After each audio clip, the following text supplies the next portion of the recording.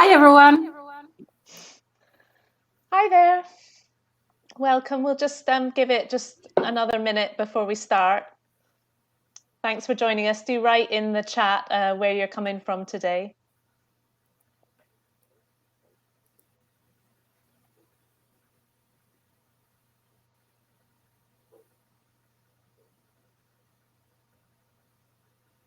Great. So we'll just get started, Anna, because we're actually at 4 minutes past. Definitely, let's go.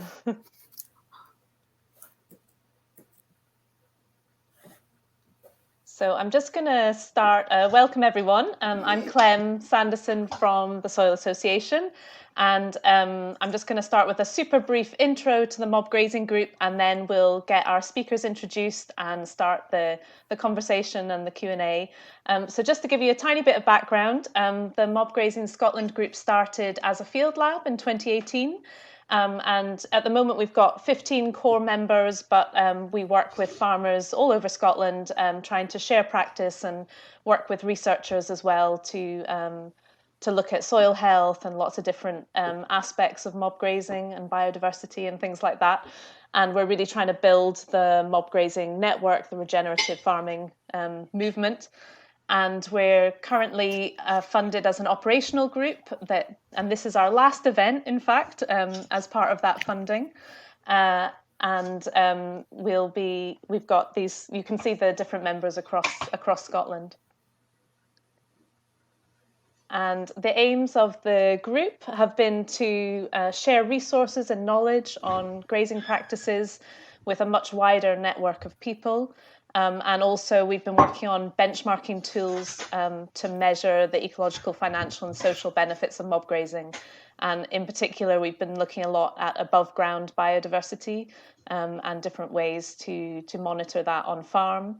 And as I'm sure you're aware, we've been making lots of videos, or the farmers and crofters have been making lots of videos, which we've been sharing with you all.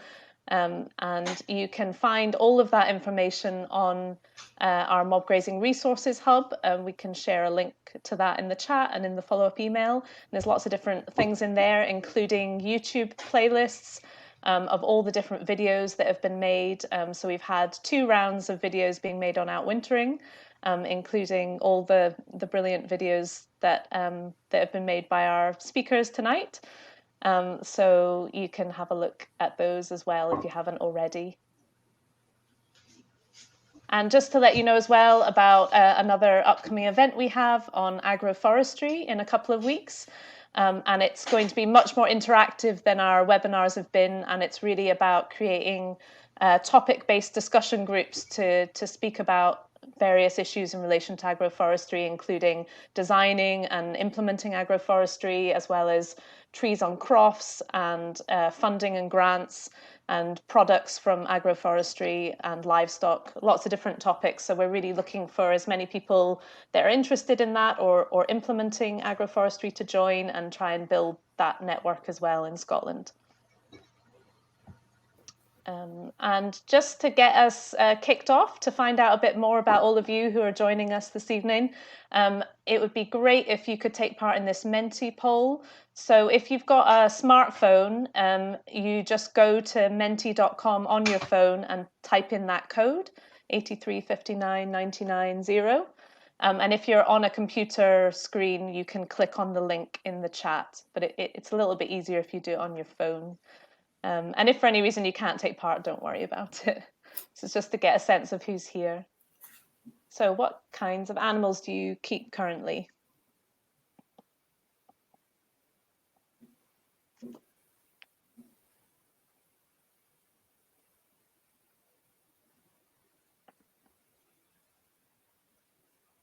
A few people are probably still getting onto the Mentimeter.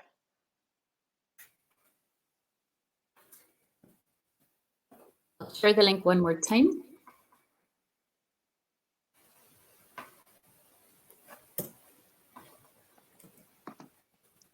Oh yeah, that's me. Great.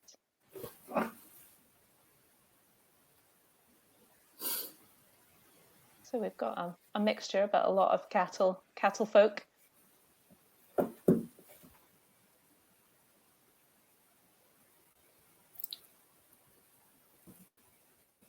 Great. Should we move on to the next one?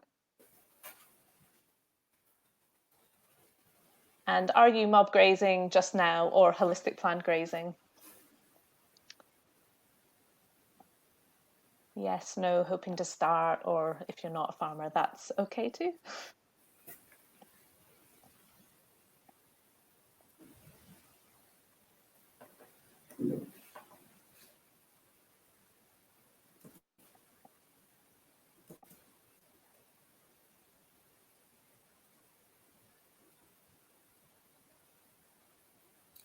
Clearly something about the technology now, because there's 44 people. And we're not seeing any responses. That's okay. If it's not working, we'll just move to the last one. What are the barriers to outwintering for you?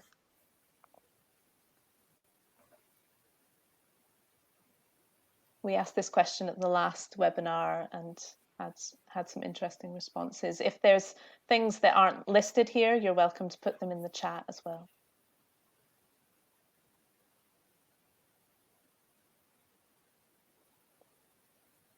And hopefully these are some of the topics we can cover this evening in the Q&A.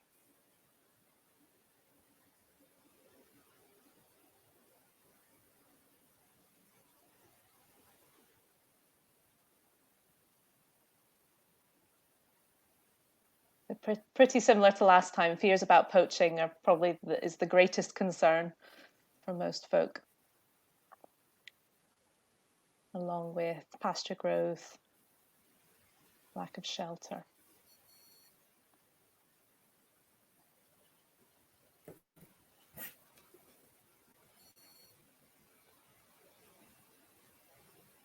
Fab, thanks for that.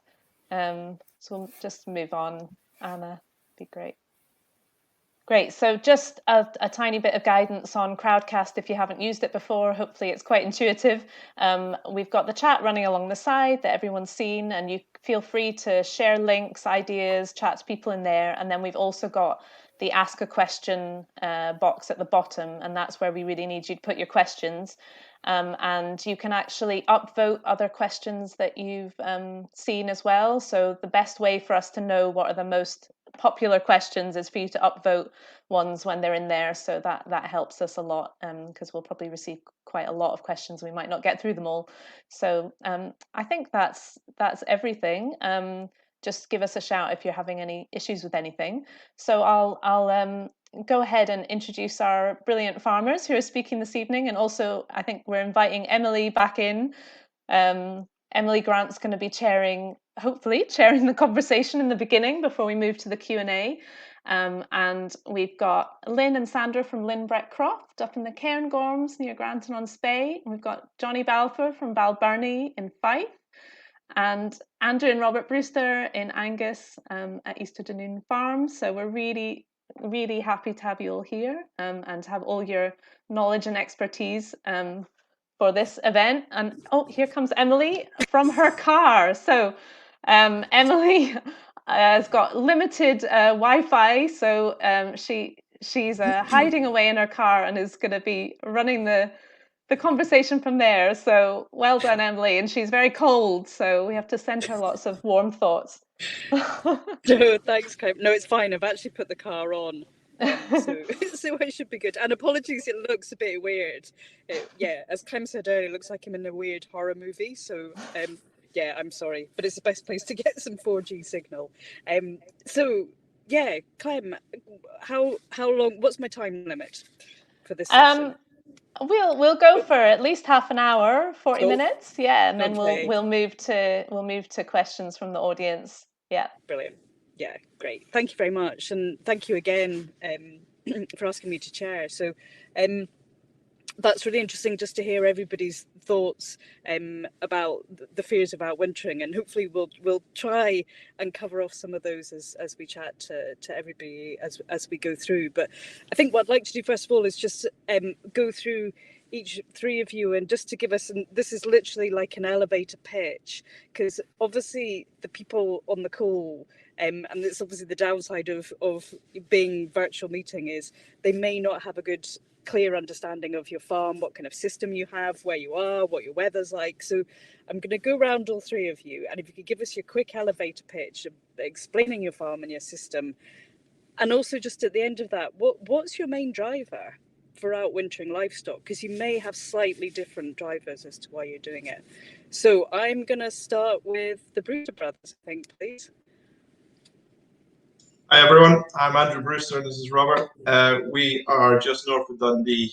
We're running just shy of 200 cows, and we're finishing everything from, well, we finish everything by 28 months or thereabouts. So our farm is about 900 acres, and we've got a little bit of heather hill, but it's mostly sort of permanent pasture.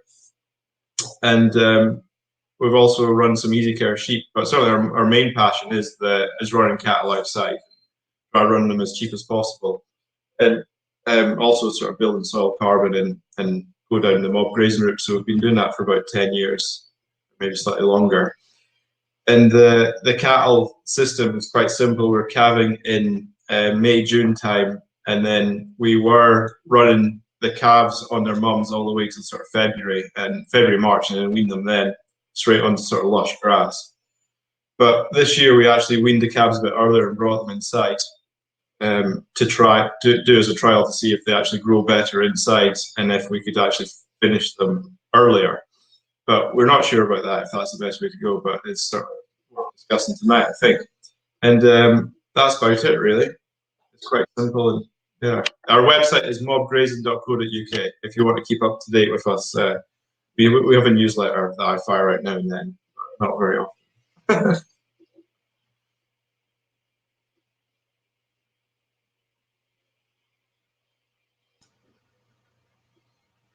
You're on mute, Emily.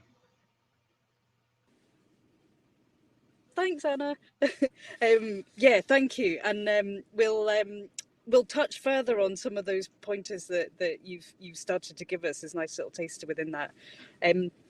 Johnnie, I'll come to you next. Do you want to give us your elevator pitch and note your main driver for outwintering?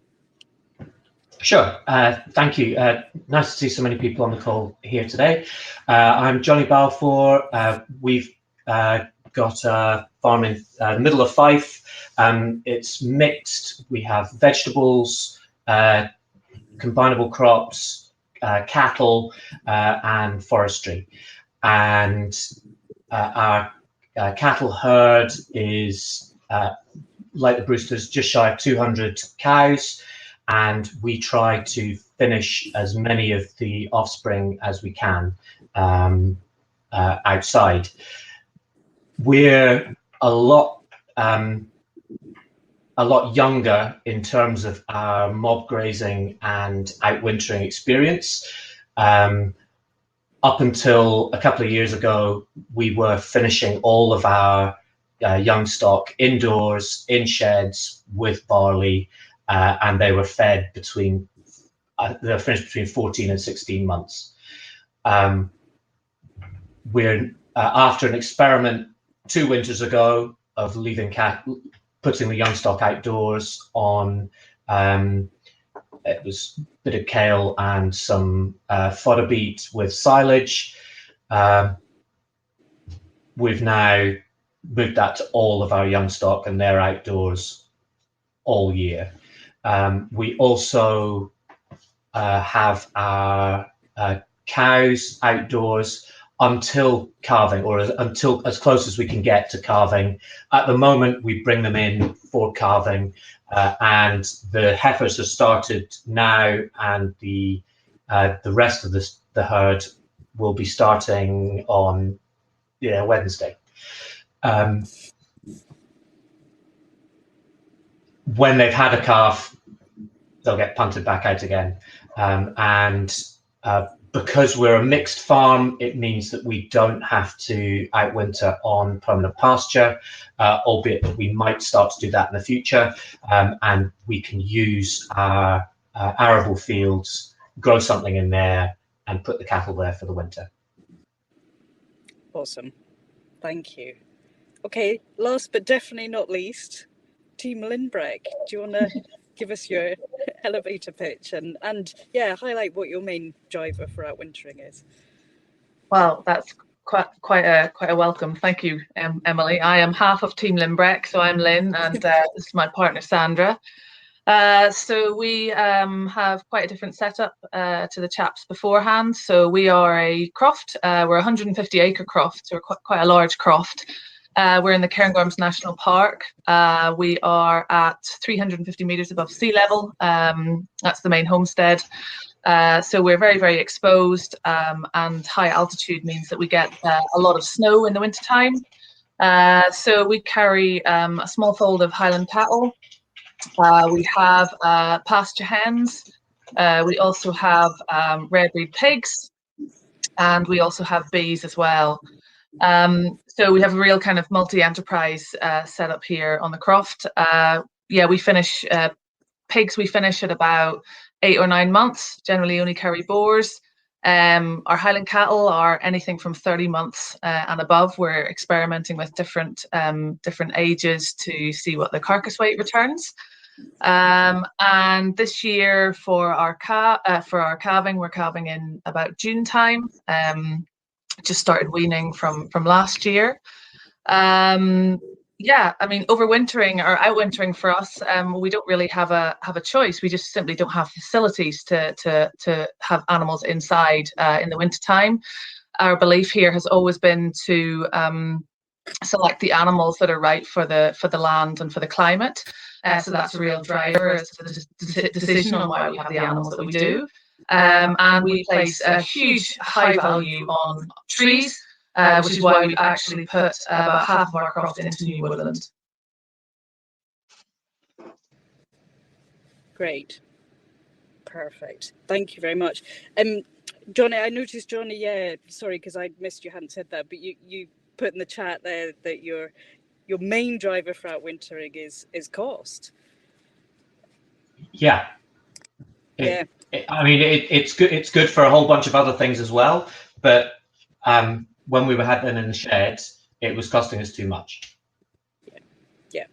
Great. Okay, so I'm going to stick with you a minute, Johnnie, and we'll just maybe go into a little bit more detail about your system and how you're getting it to work. And I think we'll also cover off, as you said, you're reasonably new to doing that wintering, so it'll be useful to share with people just what you've experienced, what you would maybe do differently as we go through as well. But do you want to just explain? So obviously you said you've got arable land as well. So do you want to explain how you're wintering the cows differently from the young stock, what kind of crops they're on? Yeah, just go into a bit more detail, I think. Sure. So the first thing that we've done, which was one of my videos, was we tried to make our summer longer. So keep them out on the pasture for some of the winter, eating fresh grass. We would like that time to be extended until Christmas this year. We didn't get past mid-November this year. Unlike the other two, we're very lucky because we are a little bit further south and a little bit further down the hill. So the amount of snow we get is minimal. And yes, we do get a bit on the hill, but yeah, it's fine.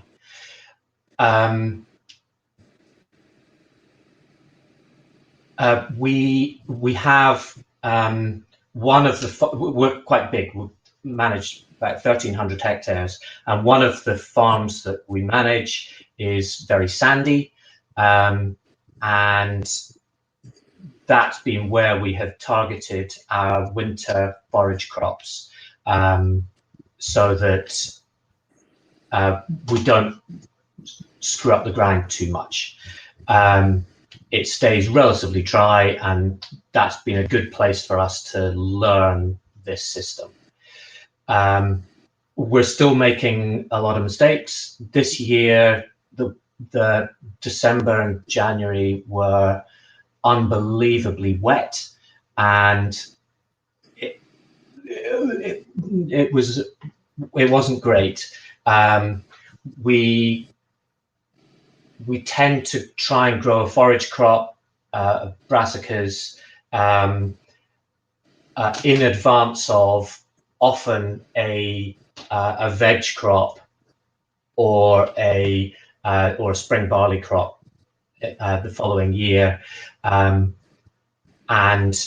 at the moment we're just accepting that the field will be pretty much ploughed by the cattle in advance of whatever crop's coming. Now, generally, we like to no-till our cereals, but we're willing to accept a little bit of bare soil if it means that we can keep our cattle outdoors. We grow silage for them, put the bales out into the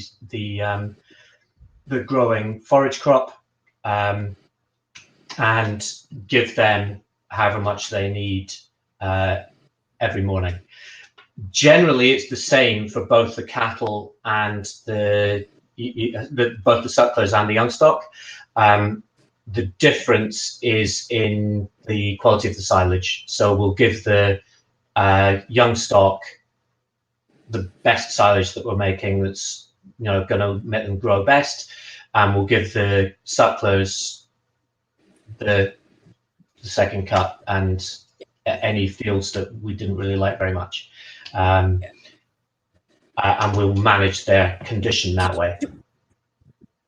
Yeah. Okay. Do you want to? So when you're saying, so you've kind of changed your wintering system in a couple of ways. One of which is you've obviously extended the grazing season so they're on the pasture for longer.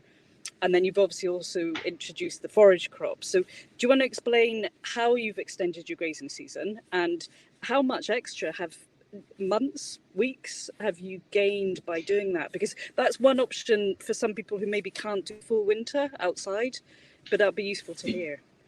Yeah. So from my point of view, outwintering means wintering your cattle for some of the winter outdoors, and I think that our target at the beginning wasn't to have the cattle outdoors all winter, and it wasn't to have all of the cattle outdoors all winter. That was our target for some years down the line, and we expect to get there in a couple of years from now.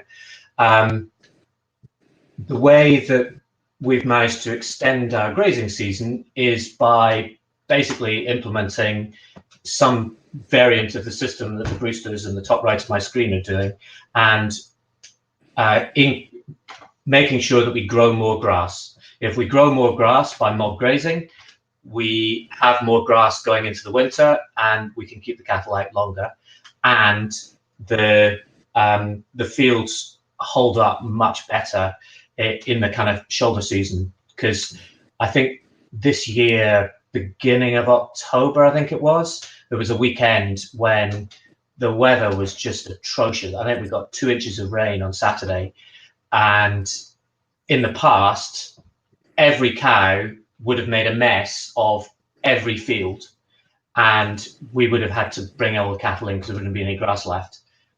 Because we're mobbing them up and because we're giving them little bits of space, it meant that most of the farm didn't have any animals on it and didn't get wrecked.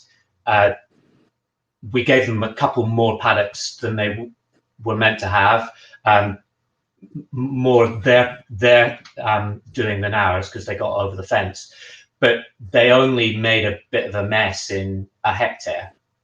So we left 250 hectares of grass available, so we could still graze them much further. Now, we extended our grazing season last year by an average of 6 weeks. We expect to get to 10 weeks this year. So in the past, our grazing season was from the 1st of May until the 15th of October. Last year, it was the 15th of April to the 15th of November-ish. Okay. And we'd like to get long into December this year. Yeah. Okay. And I'll ask one more question, then we'll move on, because I think there's a nice tie between what you do and what Brewsters do as well. So, and then in terms of the forage crops, what crops are you growing for feeding? What are your thoughts on them? Happy? We've got a lot to learn. At the moment, we're feeding mostly kale. We put a few other things in with it to get it going, but basically it's only kale by the time they're eating it. And growing kale is quite tricky. We do need to throw a bit of fertilizer at it, which is not ideal. And we need to work that out. However, we're getting good growth rates on our calves. And from this summer, we were pasture for life certified, and we had our first lot of pasture fed young stock disappearing, and we had good carcass weights at I think they were between 19 and 21 months when they went away in the autumn. So it is possible to finish at a before the second winter. Yeah. So what kind of growth rates are you getting over the winter on Nebraskas then? I don't know what we're getting over the winter. However, the young stock at 20 months ish, the ones that were good and we'd kept that long, they had carcass weights of 350 kilos.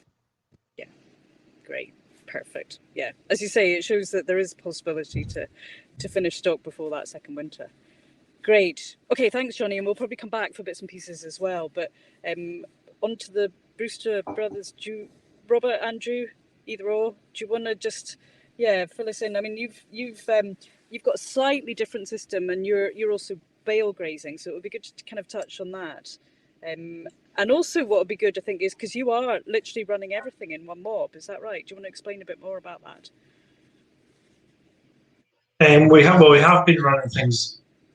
In the summertime we tend to have cows and calves in one mob and the growing stock in another, which works well in that the cows and calves are on sort of a non-selective grazing system, and the young stock in a selective grazing system where they get to sort of pick and choose what they want to eat far more than the cows and calves, and that allows us to set up a lot of grass going into the winter time when we tend to put everything into one group about October time.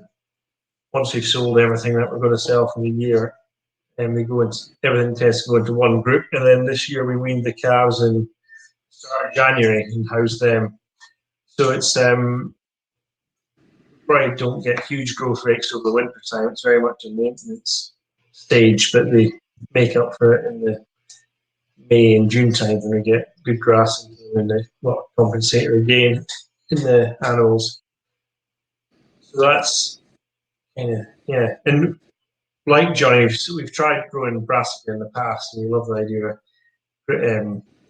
outwintering cattle in brassica, but we find in an organic system it's just too risky.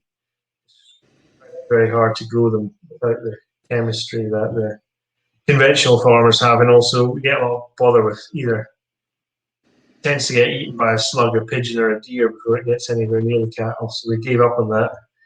But we find actually one of the most resilient systems is actually just trying to grow a lot of grass, stockpile a lot of grass from midsummer onwards, ration that into the winter time, which we can usually, this year we even usually go on grass about January or February time, and then a few months on silage for the cows on the Bale Grazing, which we just literally make the silage in the field and leave the bales where they're produced and leave them on their ends, on the flat end, and then ration them off through when we go to silage in February time. So because the whole farm's divided up into these 100-metre wide lanes, that we march the cows up and down these lanes with temporary electric fence. It lends itself quite well to the stockpile, but also to Bale Grazing and the watering systems that we've installed. It really helps to do that as well. So that infrastructure is probably quite a key part of what we do, as well as trying to breed a more moderate animal that can run on all of these systems. Yeah, and do you want to say a bit more about the Bale Grazing? So you're back fencing, is that right? Yep. So you've got a specific area every day, or how long are they in that? How many bales for how many head, and how long are they in? Well, good feed start at a dozen bales a day, and the back fence is a huge part of it. for both the stockpile and also the bale grazing. You have to back fence every day, otherwise, what I find is in the wet spell, you can do a bit of poaching, but as long as the animals only have access to that area for one day and then it gets a long rest period, it usually bounces back fairly well. There might be some areas, if we've got really bad wet weather in February, which it was exceptionally wet. There was a little bit of poaching there that'll carry on into summertime, but usually most of the poaching that's done with a long rest period, it recovers quite well actually. However, if the animals had access to these areas for 3 days or a week, they do a lot of permanent damage. Because it's quite amazing how much damage it looks like they can do without actually, it can bounce back quite quickly, especially with the cocksfoot lays that we're kind of moving towards. We find they take far more punishment than ryegrass-based sports in terms of actually holding the cattle, but also in terms of recovering from being beaten up by cows. Yeah. And so are you operating the young stock on a similar system? I know you've obviously changed things slightly this year, but well, I suppose how long are young stock out until this year?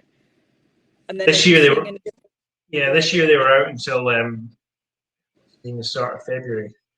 Yeah. But what we found in the past, with what we learned the hard way, is the young stock they can cope quite well in the winter time if they're still suckling their mothers. But if you wean them, they're actually quite vulnerable to the cold without the mother. So we had to house them earlier than we liked maybe this year. But so that's something to take into account as well. Yeah, I think the idea was that you wean the young stock early and you give them the best grass so they grow better over the winter time, and then you can dry the cows off and they just run on boggage or stockpile grass. So like last year we made 1,000 bales of silage. This year we've made 250 bales of silage. So it's quite a saving, but we'll see. We're learning as we go, so we'll find out in a couple of years' time what the best system is. Yeah, no, well, I mean, it's an interesting thought. Just as you say, do you leave the calves on with the cows, and there's obviously a bit of buffer from the cow there, or as you say, do you wean earlier and have this aim of having a slightly high quality pasture or crop for them just to push them forward? But yeah, I assume it's a happy balance. And I mean, you're talking about compensatory growth there, and are you weighing regularly? Do you know? I mean, what kind of growth rates you're getting in that spring period? The spring period, the young stock tend to do about 1.3 kilos a day, and then it sort of tapers off from August onwards. But in terms of 2-year-olds on grass in the springtime, they can easily do 2 kilos, even 3 kilos a day during that period. So they really rocket. Yeah. Which a lot of people don't believe, but it is possible on grass. Yeah, but I think genetics plays a huge part as well. We're trying to run a more moderate animal that lays down back fat and to get away from 700 kilo cows with a frame score of 7 or 8 is just too much for the system. To get back to cattle, that would maybe more common sort of pre-war agriculture, sort of frame score 5 and 550 kilo cow. That's far more resilient animal. Yeah, great. Okay, and also because obviously you've got a reasonable amount of infrastructure there, and we've had a pretty hard winter this year. So yeah, one of the key questions I think would probably be from people in the audience as well is how are you managing water, and particularly in these cold spells, and preventing freezing? Well, we've had actually quite a lot of water from the sky, so that's probably been a bigger challenge this year. But yeah, so we've got 7 kilometres of 50 mil water pipe buried around the farm. So water's actually not too bad. If we get like a really hard, consistent froth, then the cows just walk back to where this 50 mil pipe comes out of the ground into a 25 mil pipe. So the reducing T. So cows walk back there, and then we do a couple of tricks, like we can disconnect the water troughs and bring them back into the farm because they're all portable water troughs. And then we can leave the water that's buried under the ground, we can leave that flowing all night so that it doesn't actually freeze. And yeah, it's quite simple. I think that the bigger challenge is when it is like jumping above 0 and minus, and then you get this kind of like one day it's frosty and the cows are poaching up and then it thaws out, and then you can't walk the cows back to water, so you have to have 25 mil pipe run along the surface. Once that freezes, you have to walk back, and that's a bigger challenge. But when it's like a Canadian winter where it's kind of -5 plus, then that's actually great conditions for cattle to be in. Yeah. I think the Canadians and the Americans say that as well, is they don't like that period when you're in that kind of freeze-thaw moment. They kind of think, that's like most of our winter. Yeah. But yeah, the real challenge. It's also the damp can make it far more cold. It's harder on the animals than the actual really low temperatures. It's the driving wet weather's far harder. I suppose it's the same on us. Driving wet days, you don't want to be outside, but when it's kind of -10 and the sun's shining, it's fine. Yeah, and because I'll link this slightly onto Sandra and Lynn as well. So, how well sheltered are you? Are you specifically choosing wintering areas based on shelter, or are you trying to rotate around the farm for wintering in order just to give you that kind of different growth and on different areas of the farm? Sorry, try and winter over the whole farm to try and spread the load, if you like, instead of going back to the same areas at the same time each year. But there is areas of the farm that if we do get really driving wet weather, severe weather and wind, then we can take the cattle into shelter and get them behind the wood there. So we try and leave those areas when we really need them. Yeah, and I suppose to aid that, is your infrastructure really quite important just to aid that easily shifting stock? Oh yeah, it's not a problem because the cattle are so used to being moved and they're trained to more or less follow the person. So this is a lot of people that aren't into mob grazing, they think they have got all these kind of negative associations of moving cows, whereas actually when they're used to getting moved every day, they kind of follow you around like a pack of Labradors. To food. Brilliant. Okay, we'll probably come back if we've got time, but yeah, I thought that was a real great way to link into the hardy northerners who probably have what we call proper winters pretty well most seasons. So do you girls want to mention anything about shelter? Because I think what you guys are doing is really valuable as well. So tell us a bit more about the value of trees and shelter, etc. Yeah, it was funny just listening there talking about the Canadian winters. I was thinking that sounds like a Cairn Gorm's winter to me. Well, shelter's kind of it's critical really for us. If we didn't have the shelter that we have and the shelter that we're planning, then pretty much we'd have to walk away from what it is that we're trying to do. So we have, in terms of kind of natural shelter, we have about 3 hectares of mature broadleaf woodland, and that kind of sort of snakes around the centre of the farm. So it means that we can get shelter from every angle because, like the Brewsters were saying, we try to in the winter time keep our animals moving around all the time so that we're kind of getting even impact and a good even spread of the dunging and stuff around the fields. So but what it does mean is that whenever we do have inclement weather coming in, it can come from any angle. It comes south, north, east, west. We have to be able to move the animals very easily so that they've got the maximum shelter that they need. And because they're used to being moved all the time, they follow pretty easily. And it's also, the shelter is also really important as well for the hens and for the pigs. So the hens and the pigs obviously have their own shelters themselves. But in the kind of weather that we've been getting, especially over the last few months, trees and any kind of shelter that we can get for them is fundamental, really. I'm just gonna jump in because I'm noticing you've got a bit of an unfortunate echo going on there for you. We're gonna darn it. But just to save you having to do that, do you want to? Can you try the earphone set? Anna's going to take them out and bring them back in. So Emily, do you want to fire another question to somebody else while we sort out the sound? Can I ask why Johnnie's not organic?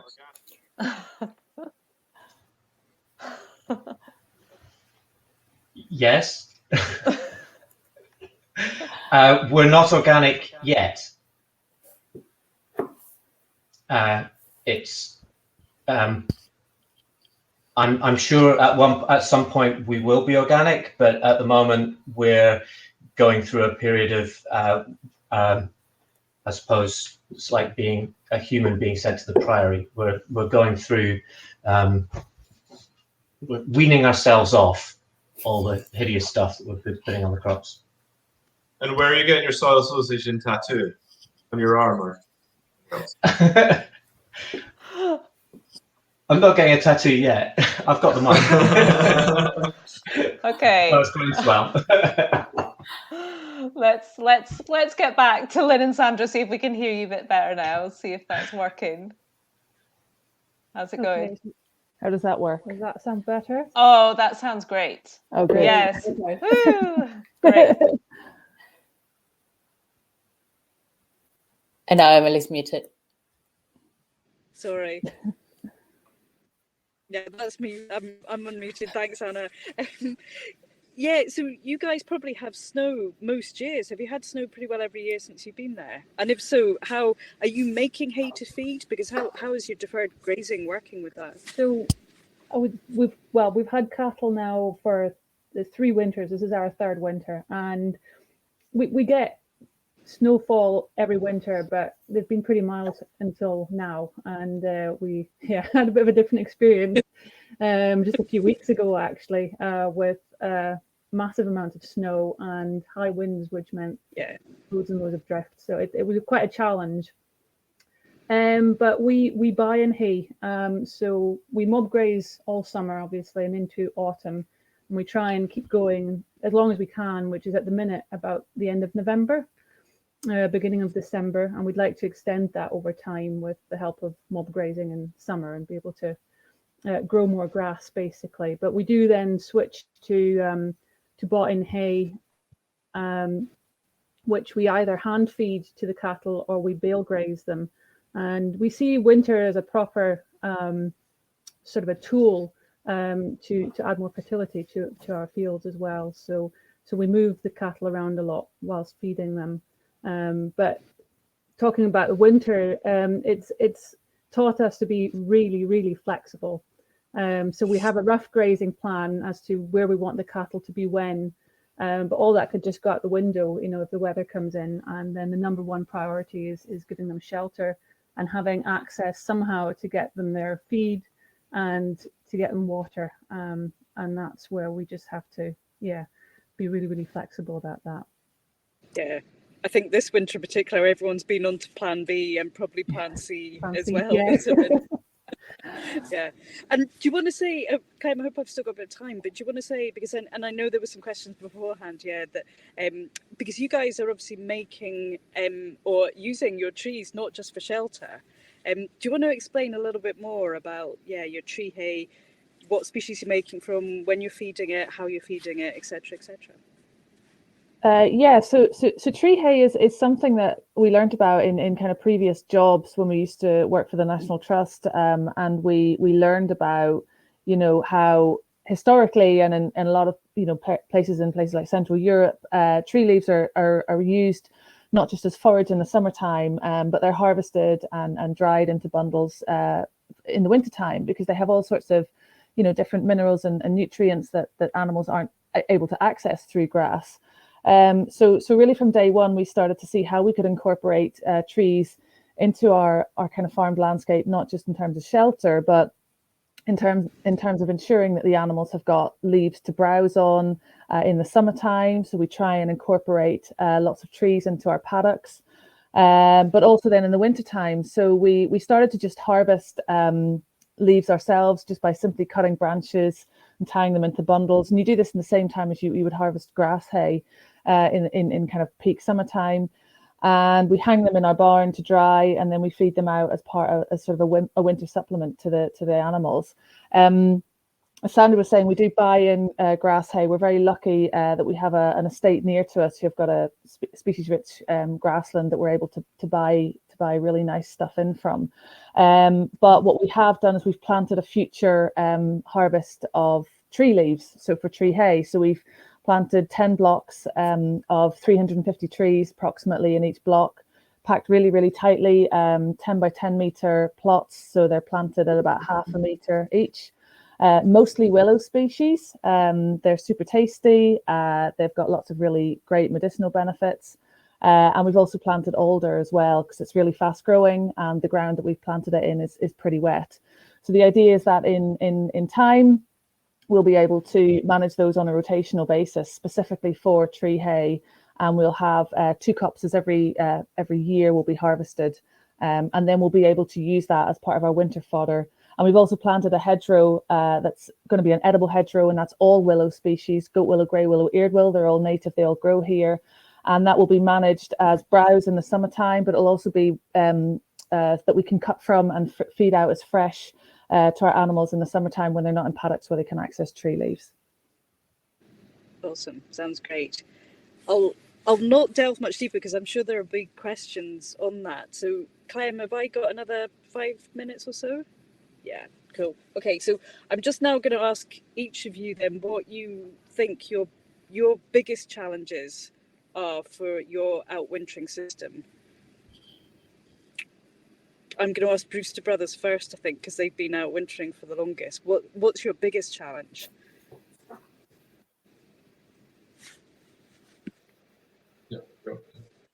It has to be just when you get such a huge amount of rain in such a small period of time.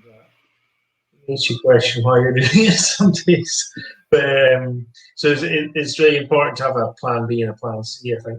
So whether that's even to just bring the cattle onto, got kind of the odd rock head or harder bits of the farm that are really quite free draining. So it's important to just get the cattle in these areas.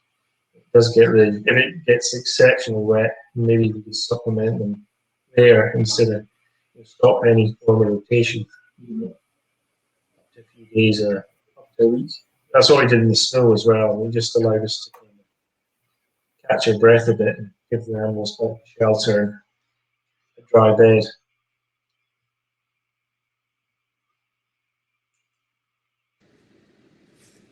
Yeah, so far. So I'm fine. Yeah, what's your biggest challenge so far? I mean, I get you're still kind of learning as you're going through, but what's your biggest challenge been so far? Johnnie, yeah. Our biggest challenge has been definitely moisture and having too much of it.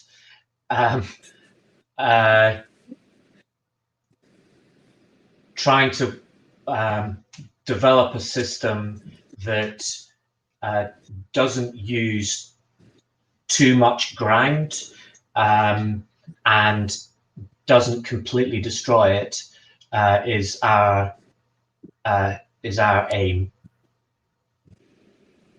Yeah, and I think that would probably reflect how some people and why some people feel the need to in winter is just that, as you say, it's kind of that balance as well as of having sufficient ground that you can have stock out without impacting then into the kind of growing season. So the way that we're trying to mitigate some of that risk this year is that we've grown a summer cover crop on some arable ground, which is going to give the pastures an extra 30 days rest in the middle of the season. So that should allow us to extend the grazing season by a little bit longer into the winter. Cool. And not use too much ground. Cool. Sounds good. Thanks, Johnnie. Lynn and Sandra, what's been your biggest challenge? You're probably going to say something similar, but well, it's kind of along the moisture line as well, but it's more how to get water to the cattle rather than the moisture coming from above. So it's mainly water in winter. So in Yeah. summer we've got it sorted. We've got a good sort of above ground grid of 25 mil pipes and portable troughs, so we can get water to the cattle no matter where they are during the mob grazing season. But it's what you do when everything starts to freeze, and it doesn't thaw the next day. It might stay frozen for 2 or 3 weeks. And that's something we're still having to figure out, because what happens is we either have to move the cattle to the only burn that we have on the Croft, and that's one field where they have access. But a few weeks ago, that froze solid and then got covered in snowdrift. So, you can't rely on that either. So it ends up generally with us having to either bring a Bowser attached to a quad bike to the cows, which only works if there's not too much snow, because the quad bike doesn't really do so well in deep snow. And then the last resort is carrying water containers by hand, which is just a lot of manual labor. So we've had a good workout recently, but so that's definitely something we have to try and figure out and make that more efficient. Yeah, I think that'd be something interesting if people, because I think a lot of the country experienced those issues, irrespective of whether or not your cattle as well. I think for some sheep people that was an issue this winter. So if anybody on the chat has the solution to managing it, it would be great just to hear that. But if people do want to put any thoughts in, it's that would be really useful. Yeah. Clem, how am I for time now? Are we open for questions? Well, I'm just sort of looking through the questions and trying to see if some things have already been covered, but I mean, most people have spoken a bit about this, but our top question, just to bring it in now, is just how do you manage shelter access in your rotational system? So I guess we've touched on that a bit, but I don't know if anyone wants to expand on that a little bit. There's also and water, but obviously you have been talking about water, but just if you've got anything else you can add to the shelter or water question. I think that's a top concern. Yeah, Johnnie. I was going to say what we've done is on our arable fields, we've fenced the strips of trees that we've got around most of them. We've fenced them on the other side so that the cattle have access into the woodland for shelter. So we're trying to integrate our livestock and our forestry. And I mean, I think at Lynbreck you're doing similar. You can turn the cattle into trees when you need to. Yeah. So we can open up some of the woodlands, or just have them move them to different parts of the field where they've got shelter from the prevailing wind. But it's really kind of, I think, a key part of something that people have to address now. But thinking long term, if this is going to kind of continue, how can you get more shelter onto your farm? Be it in things like hedgerows or trees, and really start using this as an opportunity to plan for the future, based on however the weather is going to change. And I think I think we're really kind of moving towards a system now, seeing how fundamental trees are as part of a farm landscape. Actually, even while you're on that point, sorry, Emily, I don't know if you've got more questions, but just there's another one for Lynbreck just here. That's kind of related to planning for the future. What they're asking, what is your stocking rate just now, and what do you think your stocking rate might be in 20 years' time when your trees are much more mature and improvements of the land management have created more shelter and diverse grazing? What do you think you're going to increase your carrying capacity, I guess? Yeah, it's an interesting one, and it's not one we can really answer quite yet. I suppose we're sort of playing it by ear and seeing how things change and hopefully improve with sort of the management system that we have. We currently only have a small fold of 8 head of Highland cattle. And although when we say we've got 150 acre croft, it sounds like it's massive and you could carry a lot more stock, but the actual sort of grassy fields that we have that, we get most of our forage from, I don't even know how big are they? 6 hectares. 6 hectares. So that's where we do the mob grazing. We've got a bit of rough grazing and then a massive bog and some heathery hills that are full of trees. so we're quite limited, and we're quite cautious as well to not overstock at this point.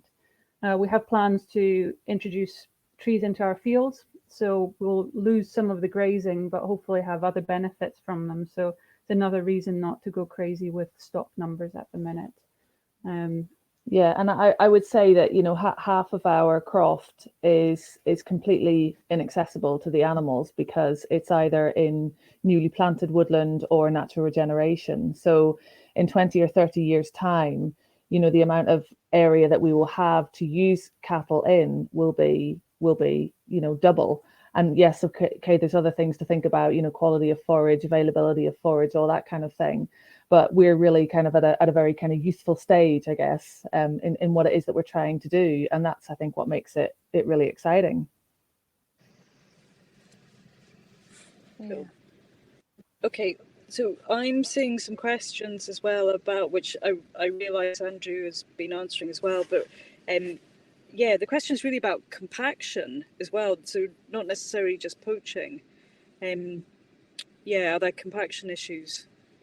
Andrew and Robert, do you want to just expand a bit more? And you know, is your rest period helping that as well? How are you managing it?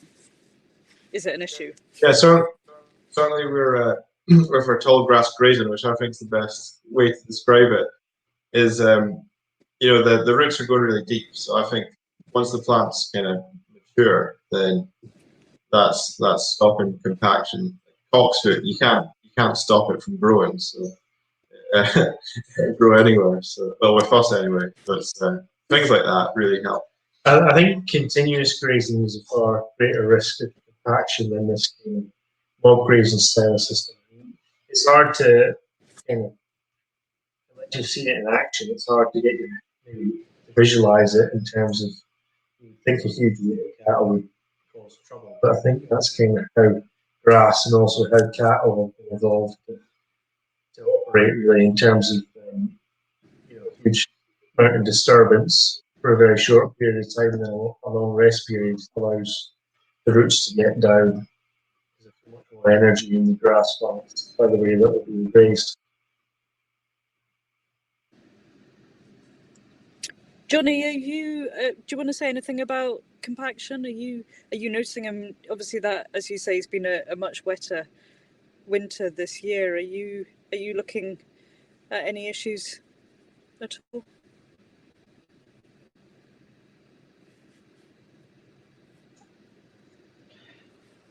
Yes, definitely. That's been one of the issues that we've found on fields where we haven't quite managed it properly. But we're fortunate that we haven't been doing that on our pasture grind. So actually, to kind of go back to the question that I got asked when Lynbreck Croft went offline for a minute, although we're not organic, our pasture doesn't get anything added to it. The non-organic bit is the kind of arable side, and the compaction that we see in those fields, generally they're going into veg afterwards, and any problems that we may get are pale into insignificance compared to a tatty harvester. Yeah. Clem, have you got any more questions, or I can keep going if you need? Yeah, no, there's lots of questions. I'm trying to kind of prioritize the questions because there's lots coming in the chat as well as in the Q&A box. So I'm just like looking. Okay. There's a question around. It's maybe quite a simple one. Can you bale graze with round bale hay instead of silage? Is anybody doing that? Yeah, we put out round bales of oat straw this year, and you can do it, and it's actually surprising even when we put them out in must have been sort of September time with all the rain, how it's only really there's like a crust on the outside of the bale. So I don't know, as a percentage wise, it's maybe 10% wasted, but it can be done. I think it could be done with hay as well. Maybe try to benefit from more net wrap on it as well. Maybe double net wrap. Standard, more water would run off. On that, why are you guys making silage rather than hay? Is it partly to have it wrapped, or are you looking for slightly higher quality in that bale, or rather than just hay? We do like to make hay if we get the chance, but it's just so it's so tricky to get dry hay, and we always complain about the weather again. Yeah. Yeah, Scottish pastime. Cool. I was going to ask something else about that, and it's completely gone out of my mind. Sorry, Lynn and Sandra, Johnnie, did you have something to say about bales as well? Yeah. We use round bales as well for bale grazing. We store them inside and then bring them out whenever with the cattle are in the right place to do that. So wherever they're in an area that we really want to target with the benefits that round bales can provide. And we just bring them out in a bale trailer and then set them up right. And often make piles around the bale so that all the cattle can access it at the same time. They do tend to attack the bale and make a right old mess pretty much straight away. And you end up with the inevitable, what some would call waste, which is definitely not waste. And we see huge benefits from that breaking down the following spring and summer and feeding the soil essentially. But yeah, it can be done with round bales, definitely. And do you, who's providing supplements over winter? And there's a question about how do you know if they're needed or which ones are needed? I know that you've got free choice minerals, don't you, that Andrew and Robert, and I know that Lynbreck are trying to move away from minerals towards having everything the stock need, particularly through the tree hay. I don't know if either of you want to comment on minerals or supplements. I think for sort of forage or grain or that is our sort of protein supplement is looking at the dung, so it's to get like that perfect cow pat with the 4 rings, and it's not really loose, it's not really stemmy. It's the main thing. Yeah, minerals we're trialing kind of having individual compartments with like copper or magnesium, which is a learning curve this year. Do you want to the idea behind that is if the cow needs copper, it just takes copper, and if it needs like magnesium, it takes magnesium, but the copper doesn't. It doesn't overindulge in copper and knock out zinc, because minerals are really complicated. So it's kind of for the cows to access it. So that was from Jaime Alexander, his idea of how we can improve. So I think the thought is when you use chelated minerals, they overabsorb some things. The overabsorption of certain minerals, other things knock things out. So actually, overabsorption of some minerals are far worse than mineral deficiency.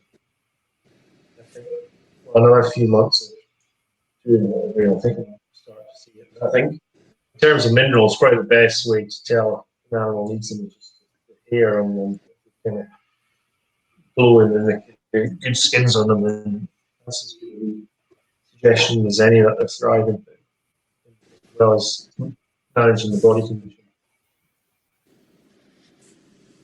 How long have you guys been offering minerals and the free access, the individual free access? it was just sort of the summertime we started. Okay, yeah. We were kind of Himalayan rock salt before, and chelated.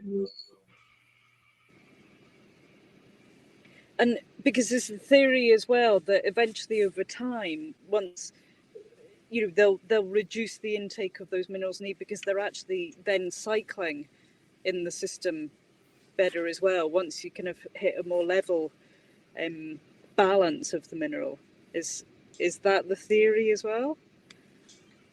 There's certainly a theory on that in terms of if the land's lacking it, the cattle consume a lot of it and kind of fertilise the land and the mineral that is lacking. And how long that would take to change it. Cool. So there is another question there just about where do you get individual minerals from? Yeah, it's really complicated. There's like Yeah. loads of different suppliers, so it's it's not that fun to track them down. Yeah. Okay, I'm going to come in with another question, which is about labour, and I'm just trying to find it again. So yeah, one of the main reasons to outwinter might be to drive down the input costs, but does the labour input go up dramatically with mob grazing? So it's often the perennial question: is it more work? Who wants to? Johnnie, go for it. What we find is that the amount of labour that's needed doesn't change, just the type of jobs that need to be doing change. So during the winter, we're not, as we used to be, bruising barley, mixing feeding, grabbing silage, and instead we are cracking ice off a water trough, or putting a fence out, or unwrapping a bale, or whatever. And over the summer, because we're extending our grazing period, we don't have to make as much silage, so it costs us less in terms of bringing anybody in to make silage, and we don't spend, we just spend more time putting out fences and pulling them back down again. But there's a whole lot of jobs that we don't do, including mucking out, which used to be 25 days a year.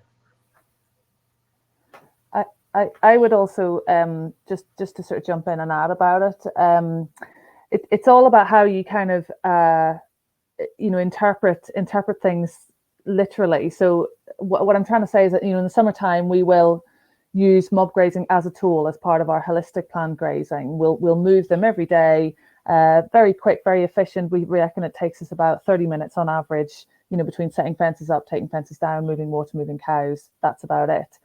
In the wintertime, our animals still stay in a mob because that's how they choose to stay, but the areas in which they're moved around are much, much bigger. So, they'll maybe have half a field, and they'll be in half a field for a few days, and then another half of a field for a few days, and then they're moved around in that kind of way. It's no extra work from us because the cows are used to being moved, they're responsive to it. Like Johnnie, we would have the same problems of, smashing, ice on a water trough. We would have that if they were in any kind of system. So it's kind of, I guess, it's not thinking, mob grazing, it has to be done this exact way every day, throughout 365 days of the year. It's seeing it in a holistic context and then taking that as part of a tool to achieve what it is that you want to do. Yeah, there's a question here about kind of a bit of, well, there's a couple of questions on getting started, and that's also a really common question, but in particular around for those folks that have read a lot about regenerative agriculture, but how do they get where did you learn even basic animal husbandry, some of the more core agricultural skills? There's a lot of people that seem to want to know, how do you skill up in regenerative agriculture? So maybe we could have some top resources from each of the speakers, some books or things that have really helped you get to where you are in your system. Lynbreck, go ahead, Andrew. I really like Grass-Fed Cattle by Julius Rochelle, and also all of Alan Nation's books. As well, I like Johan Zietzman and Cattle and Belt. I think it's quite good. It's just very basic, but also he gets the important points across. As well as Greg Judy has quite a lot of good YouTube videos as well.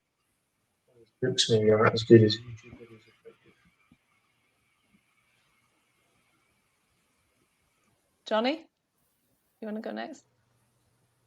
I would second all of those. I went and grabbed the two books that I thought were best. First one's Greg Judy's one, Comeback Farms. He's written a couple. That's one of them. And the other one is Ellen Savory, Holistic Management. That's the best way to get started, from my point of view. Lynn and Sandra?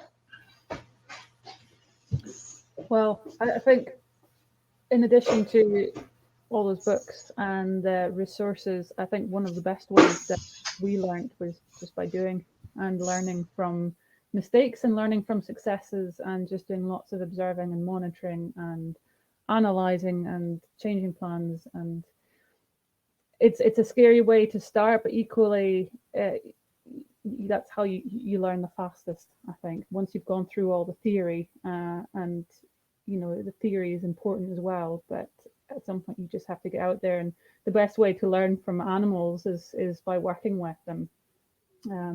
So we were fairly new to cattle husbandry, and yeah, we got them on site, and then they taught us every day.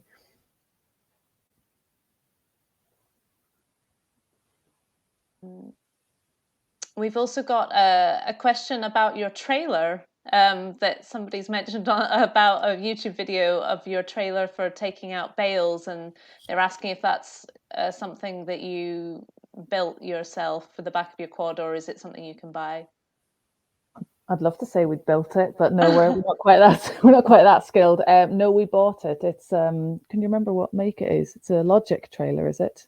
Yeah, I think it's a Logic baler trailer that you can get them from any reputable agricultural supplier, I would think. And they carry round bales really, really comfortably. We can access pretty much everywhere on the Croft with it. Great. We've got a couple of questions for the Brewster brothers that are kind of potentially related. So what do you think is your average longevity of your pasture, and particularly around, the question is around cocksfoot? Great for an early bite, but is it also good for root structure? Just, yeah, any commentary on that? And also, how do you repair paddocks that don't recover from long rest periods? Is another question for the Brewsters. Cocksfoot, we've never really played up a cocksfoot field or anything like that, and so it seems to last forever. And yeah, if we do have a couple of fields that are not in cocksfoot, so our plan is to just plough them and reseed them that way, where you can maybe trial direct grown grass seed in, but then you sort of have a mediocre store, or maybe you're better just to plough it and resow it with kind of a nurse crop like oats or something.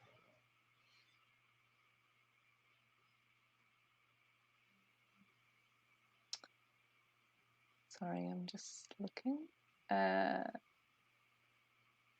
Question for Johnnie. Am I still muted? No, Good. good. Question for Johnnie. Yeah. Just about the kale. Does it matter, you think, that brassicas don't form any symbiotic relationship with mycorrhizal fungi? Is that something that concerns you? Yes, it does. And kale doesn't form our long-term plan for feeding the cattle over the winter. This is something we're doing now because we can and it works, but I don't see it that we're going to be still doing it in 5-10 years time. Partly because of that reason, because we want to get the life going throughout our soil all year. Another question. Oh yeah, go. Claire, go Mike ahead. could. Yeah, well, it was related because I think there's another question in there about health. I mean, I think the question in there was about liver fluke, but maybe does everyone want to touch on? And I think particularly those who've had changes. For example, Johnnie, you're quite close in your changes. Have you seen any health issues with outwintering? But I'll maybe start with the Brewster brothers first. Are you health issues? What's different? Anything changed or liver fluke? No, I don't. Well, our cattle have always, the actual breeding cows have been outside, always outwintered for as long as I can remember. So it's not seen a change that way. But I think the biggest problem is maybe exposure to whether on the young stock, maybe but also there's still a huge issue with pneumonia for young stock or house. So it's not. I wouldn't say it's worse outside than it. I'd actually say it's far better inside because outside, sorry, because in recent years we're complaining about the rain, but we actually get really mild, muggy weather running into kind of all the way up to January. And It's often those days in January. I think I'm glad I don't have young stock inside at the moment. It's so muggy and hingy day. It's just, it would be awful on young stock in the house. And about liver fluke, one thing we do is because we're breeding our own bulls, is we're selecting for resistance to parasites. We do the same with our sheep. So we're trying to get away from wormers, where we worm them kind of once they're weaned, but that's it. And then the bulls, we don't worm the bulls at all. That's part of the selection process. And if we do need to worm them, then they're sort of castrated and finished.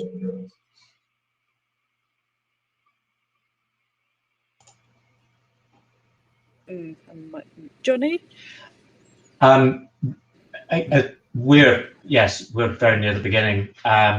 We are finding that, like the Brewsters, outwintering, the pneumonia used to be the problem that we'd get in sheds. Although you might think you might get more outdoors, you don't.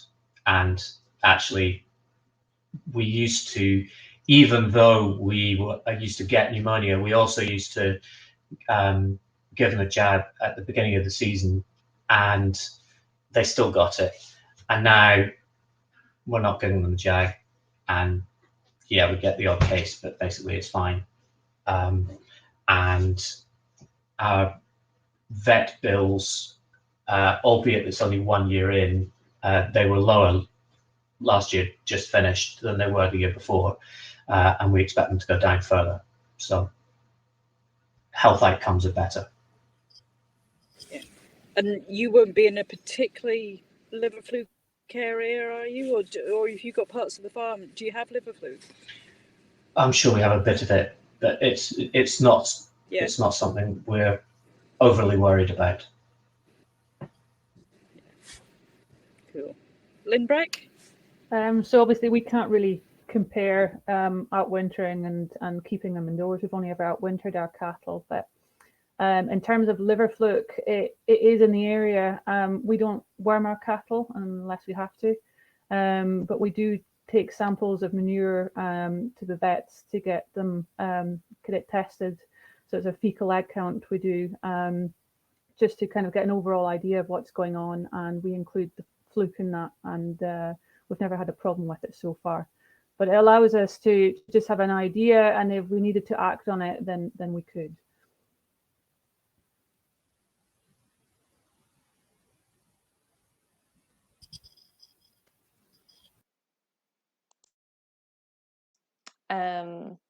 I'm gonna ask one that's actually was sent in by Tony from Orkney, who's in the group. He had lots of questions actually, but I'm sure he can bother you with those another time. But here's one: is just, have you found that the poaching has become less in wet areas than it previously was over time? You know, are you going to see? Have you seen progress in the wetness? And how the mob grazing is and outwintering is managed in that. Sorry, I'm just getting my microphone on. Oh, I think we've definitely seen progress in terms of, I think the land's far more resilient to hold cattle in the prolonged wet periods, and then sort of getting away from the sort of mainstream ryegrass, clover sward. I think that really doesn't hold the cattle as well as the base sward, or any sward for that matter, that has had such a really long rest period and running into the winter. And that probably comes down to soil structure as much as anything else, with long roots, far more structure into the soil. What we do find is if we're not big in, well, we try not to plough much at all, but we're finding to reseed, we're best ploughing to reseed. Personally, it's very rarely do we reseed. Any land that has been ploughed recently doesn't hold the cattle anything like, as well as land that's been grass for a long period of time. It just there's a big soil structure side of it in terms of how for how long the land holds up.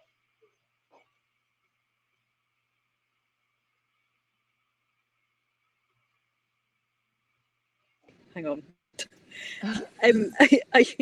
Have you guys ever tried tall fescue? Yeah. Yeah, sorry. Yeah, we did try to establish it once, but then it struggled. And Oxford just seems to be so good that we've not really tried it again. Yeah. Sorry, Clem, that went off tag a bit. No, that's okay. I've got this dilemma because the question box goes right over my mute button, so I can't look at the questions and unmute myself at the same time. So that's why I'm peering at the screen. There was also a question for the Brewsters about tall grass grazing with your sheep. Are you doing that?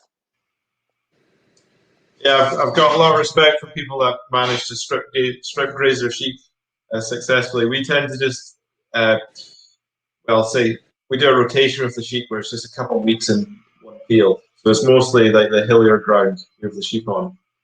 And they kind of do just select the green shoots where the cows can actually graze kind of mature grass.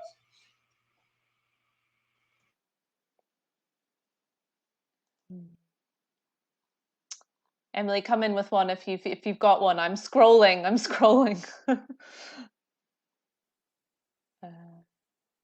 I mean, we've also got a question about Lynbreck's pigs. How are you managing your pigs? You've got a video about that. Yeah, so we've got a few videos on YouTube, but we're terrible vloggers, but we try. So yeah, we run mostly. So mostly we run pigs in the woodlands in the wintertime. We find that's the best time to work the pigs through the trees. What we're looking for is basically that kind of wild boar effect, where they kind of disturb the ground a little bit, break up the kind of dense mat of vegetation that we have in some of the woodlands, which have had no grazing apart from rabbits and deer for quite a long time. So we either give them sort of large areas. We have a little kind of hut where they've got straw and they can kind of work through the area for the time they're with us, or we'll start them off with a smaller area and then we'll expand it every week, and that's really to kind of so that we can kind of target the areas that they work in. So that's how we mainly use them in the winter time, and then usually in the summertime we have them on some of our rougher grazings, and we'll just allow them again a large area to kind of work through. The main thing about pigs is we talk about rest with cattle. You can kind of times that 100 when it comes to pigs. So we only carry low numbers of cattle. We only carry low numbers of pigs, and that's because we're always factoring in really, really long rest periods, because if we want to get the impact that we want, which is regenerating the ground flora and providing opportunities for tree seedlings to set and grow, then we need to give the ground the time to recover from that. So really, you can be looking at multiple years rest for ground that has been pegged. So that's a really important factor whenever you're wanting to manage your pigs regeneratively, and I think that's a key factor. I'm aware we're massively running out of time. How is this possible? We've just got a few minutes left before we're due to finish. I think it would be fantastic if we could end on a bit of advice from everyone. Perhaps, everyone's learning, and everyone definitely in the Mob Grazing Scotland group have been learning all the time and still will be for years to come. And it's great to know that everyone's on a journey. So if you were to give one piece of advice, something you wished you'd known at the start, or a top tip, could each of you share something? Johnnie, do you want to go first? I'd say just do it.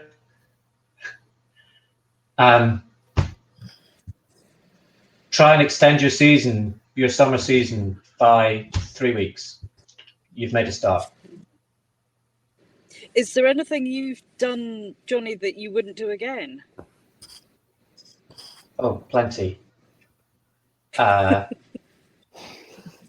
the cattle in the wrong place at the wrong time, not giving grass long enough rest periods,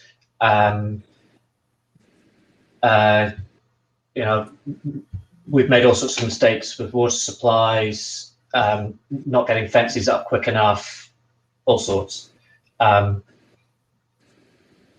But all of those things are very site and situation specific. So it's not really a lesson that anyone else could learn. It's only lessons that we could learn on our place with our animals. But yeah, make a plan. If it can be a holistic plan, a holistic grazing plan, so much the better. Get everything involved and try and get your animals out for longer over the in the shoulder season.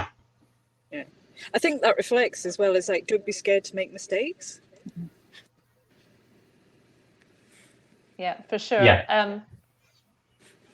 Andrew and Robert, what would be one of your lessons learned or something you would do differently? I think the key part, I think, for starting is just try and move them every day, and the back fence them every day as well. So try and come up with a plan as to how you go about doing that. And if you do that, then lots of things start to fall into place in terms of growing far more grass, far longer rest periods, and soil structure changing. But it's so easy to read all the books and things and think it's easy, but you just have to try it. Learn from your mistakes. No one's an expert, and we all make mistakes, and we all just have to try and learn and just keep going as well. It's a big part of it. Great, thanks. Lynn and Sandra? I'd like to share a bit of advice that was given to us right at the beginning, and we were told to just work with what we've got. It sounds very simple, but it's quite a big thing, is to recognize the resources that you've got on your farm or your croft. And it might be things that aren't very obvious, like a small water course or a clump of trees or something, but they may provide you with valuable shelter and water access at some point, and they're there, so they're free. So if you're starting up a new business and your capital is limited, things like that, they're very valuable. And also, at the same time we were given that advice, we were also told, just get yourself some electric fencing and some cattle and just start. And we did. Which was terrifying, but we did. Yeah. Thank you. That's a brilliant way to finish. And oh, so rapid, but thank you so much to all of our speakers, and thanks for the great videos you've made. Anna's shared a bunch of links in the chat to where the YouTube playlists are, where there's other resources that we've been gathering, and we're still working on gathering more resources, and we'll collate some of the information also that people have shared. And send that in a follow-up. There's a little call to action, little green button at the bottom of your screen that is a link to the Mob Grazing Scotland Facebook group. If you're not already a member, you can join there and continue the conversation and the questions. And it's been really fantastic to have you all here. And thanks, Emily, for brilliant chairing from her car. You can go get warmed up now. That's great.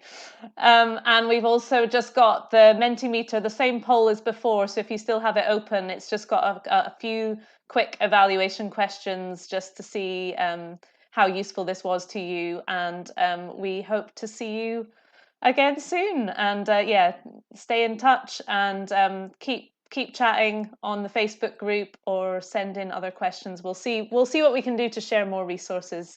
But yeah, the main message is get started. And thanks everyone. Thanks for joining.